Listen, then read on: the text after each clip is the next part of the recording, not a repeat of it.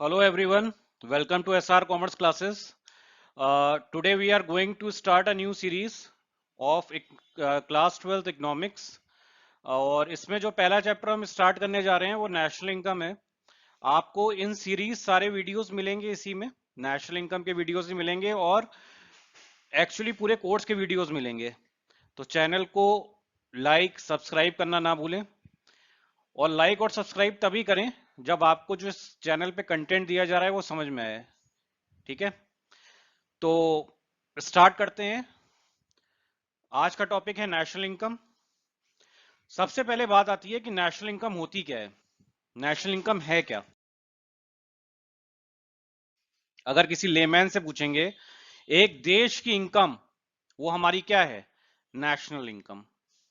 मगर इतना सिंपल नहीं है, ये एक लेमैन की भाषा है और लेमैन की भाषा से तो आपको नंबर मिलेंगे नहीं एग्जाम में। तो हमें देखना क्या है, नेशनल इनकम क्या है। एज पर बुक डेफिनेशन अगर देखा जाए, national income is the sum total of income earned by the normal residents of a country during the accounting year. अब इसमें अगर आपने देखा होगा इंपॉर्टेंट पॉइंट कुछ कवर हुए हैं, जैसे नॉर्मल रेजिडेंट्स क्या होता है, फैक्टर इनकम क्या होती है, अकाउंटिंग ईयर क्या होता है। तो अब इसको हम उल्टे ऑर्डर में लेके चलते हैं जरा। उल्टे ऑर्डर का मतलब क्या है, सबसे पहले हम देखते हैं कि अकाउंटिंग ईयर क्या होता है। अकाउंटिंग ईयर जो अभी हमारा चल रहा है वो है, मेरे ख्याल से ज्यादातर सबको पता होगा, 1 April to 31 March. It will start from 1 April and end on 31 March। तो अकाउंटिंग ईयर की तो बात ये हो गई। अब इसके दो कंपोनेंट्स अभी जो मैंने बताया आपको, कौन कौन से थे। पहला कंपोनेंट है आपका फैक्टर इनकम और दूसरा कंपोनेंट है आपका नॉर्मल रेसिडेंट। मतलब इनकम कौन कमा रहा है, इनकम कमा रहे हैं नॉर्मल रेसिडेंट। और कौन सी इनकम कमा रहे हैं, फैक्टर इनकम कमा रहे हैं। मतलब पूरे साल में, पूरे अकाउंटिंग ईयर में नॉर्मल रेजिडेंट्स ने फैक्टर इनकम कितनी कमाई, उन सबका समिशन इज नेशनल इनकम। तो अगर इसको शॉर्ट में आपको समझना है तो नेशनल इनकम क्या है। नेशनल इनकम में तीन कंपोनेंट याद रखिए बस। कौन कौन से तीन कंपोनेंट्स। पहला कंपोनेंट आप याद रखिए फैक्टर इनकम, दूसरा कंपोनेंट याद रखिए नॉर्मल रेजिडेंट और तीसरा आप याद रखेंगे अकाउंटिंग ईयर। आई होप यहां तक कोई डाउट नहीं होगा। जो आप अपने नोट्स बनाएंगे उसमें ये तीन कंपोनेंट लिखिए बस। कौन कौन से, factor income, normal residents and accounting year. अब इन चीजों को समझते हैं कि ये चीजें होती क्या हैं, उसको जानना जरूरी है। नेक्स्ट स्लाइड पे चलते हैं। ये अभी मैंने आपको बता ही दिया कि फैक्टर इनकम के दो कंपोनेंट्स आपको कौन कौन से याद रखने हैं और तीसरा कंपोनेंट आपको बताइए, वो स्लाइड में मैंने लिखा नहीं है। ठीक है, चलिए। Factor income as per book definition चलते हैं। The payments made by the producing units to household for the use of their factor services. कुछ भी समझ में नहीं आया होगा, आ गया है तो बहुत अच्छी बात है, आप ये स्लाइड मिस कर सकते हो, मगर समझ लीजिए तब भी। फैक्टर इनकम क्या होती है, फैक्टर इनकम वो इनकम है जो आपको मिलती है। इनकम मतलब क्या होता है, आपकी आय, आपको क्या आप जनरेट कर रहे हो, क्या आप, समझ में आई बात, क्या आपकी इनकम है। तो फैक्टर इनकम वो इनकम है जो आपको फैक्टर सर्विसेज दे के मिलती है। मतलब उसके बदले में, जुल्मी दुनिया है ना, कैसी दुनिया है आजकल, जुल्मी दुनिया है, फ्री में कोई चीज नहीं मिलती। तो उसके बदले में आपको क्या देनी पड़ेंगी, फैक्टर सर्विसेज देनी पड़ेंगी। फैक्टर सर्विसेज जब आप दोगे तो उसके बदले में आपको क्या मिलेगा, फैक्टर सर्विसेज जब देंगे उसके बदले में आपको फैक्टर इनकम मिलेगी।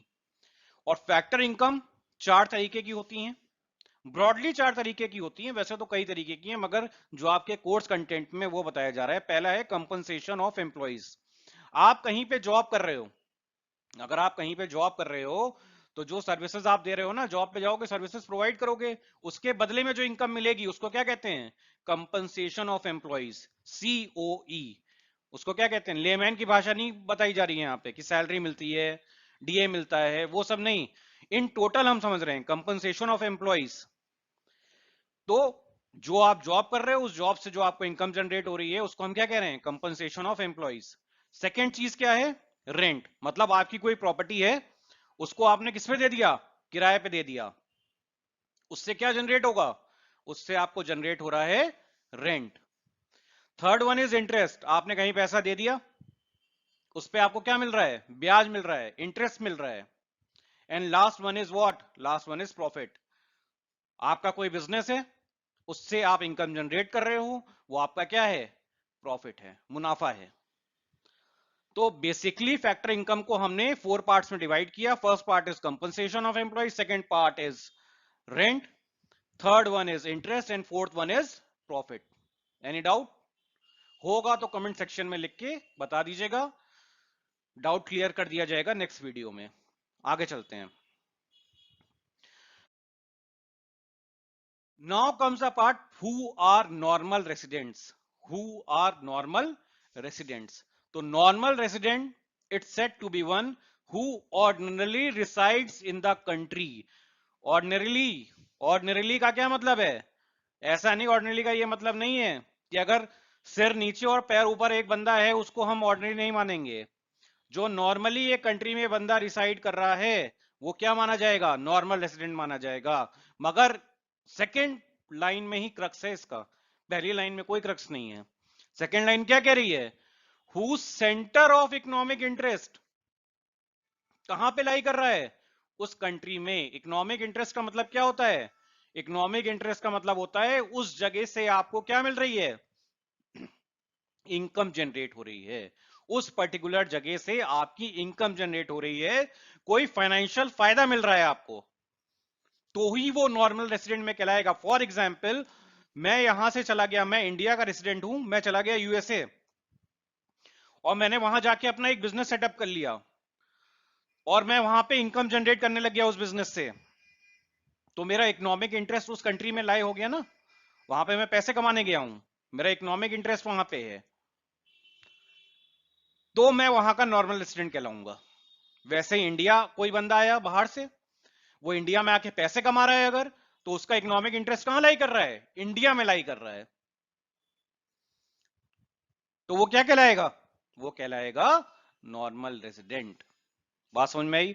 कोई पढ़ाई करने आया है, कोई अपना इलाज कराने आया है, मेडिकल ट्रीटमेंट के लिए आया है, कोई घूमने आया है, वो सारे लोग नॉर्मल रेसिडेंट में काउंट नहीं होंगे। सिर्फ कौन काउंट होगा, जो जिनका इकोनॉमिक इंटरेस्ट इस कंट्री में लाए हो रहा है, मतलब हमारे इंडिया में जिनका इकोनॉमिक इंटरेस्ट लाए कर रहा है, सिर्फ वही लोग काउंट होंगे किसमें, नॉर्मल रेसिडेंट में। तो आज की वीडियो को समअप करते हैं। आज की वीडियो में हमने क्या पढ़ा, नेशनल इनकम क्या होती है, जिसमें मैंने आपको 3 कंपोनेंट बताए। पहला component factor income, second component is normal resident and third component is accounting year. उसके बाद हमने फैक्टर इनकम जाना क्या होता है, और लास्ट में हमने क्या जाना, नॉर्मल रेसिडेंट क्या होते हैं। वीडियो अगर समझ में ना आए तो बार बार उसको रिवाइज करिए, एक बार में हो सकता है ना समझ में आए आपको। वीडियो अगर अच्छा लगा, इंफॉर्मेटिव लगा, तो चैनल को लाइक करिए, सब्सक्राइब करिए, अपने फ्रेंड्स के साथ शेयर करिए, और कोई भी डाउट हो अगर वीडियो से रिलेटेड तो कमेंट सेक्शन में उसको डालिए, उसको एक्नॉलेज किया जाएगा और नेक्स्ट वीडियो में हम उसका आपका डाउट क्लियर कर देंगे। ठीक है, नेक्स्ट वीडियो में मिलते हैं। Thank you and have a nice day.